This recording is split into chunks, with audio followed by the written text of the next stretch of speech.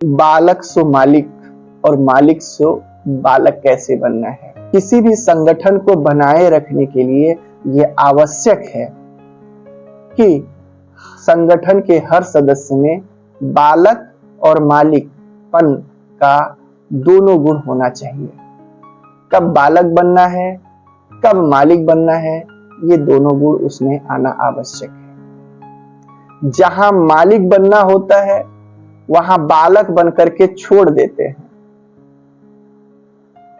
छोड़ने का मतलब जैसे कोई बलिदान का कार्य है, कोई जिम्मेवारी उठाने का कार्य है, तो वहां पे संगठन के सदस्य या बच्चे क्या समझ लेते हैं कि भाई हम कोई थोड़े हैं यहाँ के मालिक, हम कोई जिम्मेवार थोड़े हैं, हम तो अभी एक छोटे से सदस्य हैं, बच्चे हैं। वहां पे वो छोड़ देंगे। जबकि अगर आपसे बड़ा कोई नहीं है उस समय आपके परिवार में, आपके संगठन में, तो उस समय बड़े आप ही हैं। आप उस कार्य को हैंडल करो, छोड़ने से काम चलने वाला नहीं है। लेकिन हमें इस बात का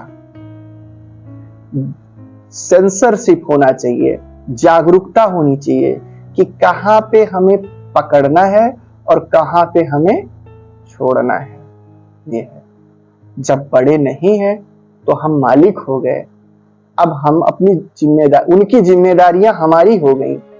अब हम ये कह के नहीं छोड़ सकते किसी कार्य को कि ये बड़े तो है नहीं भाई, ये बाद में आइएगा, ये नहीं कह सकते।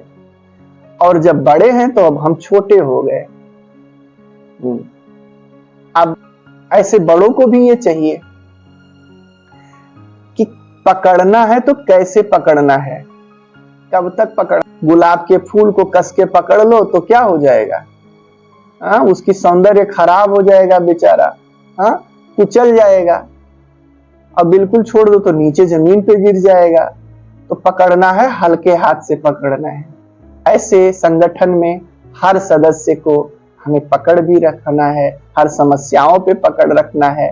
लेकिन किसको जकड़ के पकड़ना है और किसको हल्के हाथ से पकड़ना है, ये बहुत आवश्यक है। ये हमें जानना चाहिए। बाबा स्थूल में बताता है, लेकिन यहाँ पकड़ और छोड़ना ये सब कहाँ का है, बुद्धि का है। जैसे आपके हाथ को प्यार से धीरे से पकड़े और साथ साथ में हाथ में हाथ डाल के चले, अच्छा लगेगा। और खूब कस के पकड़ ले तो कुछ समय के बाद आप परेशान हो जाओगे, रोने लगोगे, गो भैया छोड़ दो इसको, अब बहुत हो गया।